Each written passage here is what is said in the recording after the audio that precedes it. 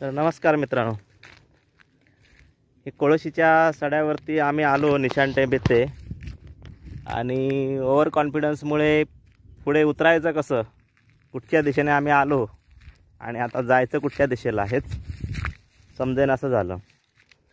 आणि मला Vasco the gamma आणि कोलंबसची आठवण झाली की ते काय विचार करून जगाच्या सफरीवर निघाले होते.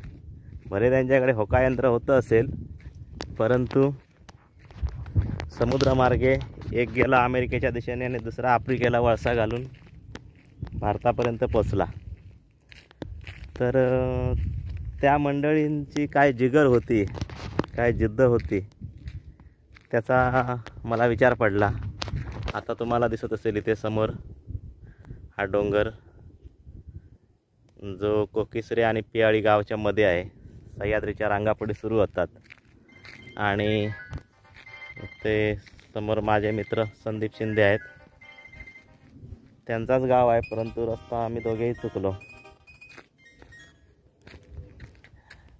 तर धन्यवाद मंडळी. रस्ता शोधून काढायला पुन्हा फोनाफोनी करावी लागली आणि खालून येणाऱ्या मंडळींना त्यांची मदत घ्यावी लागली.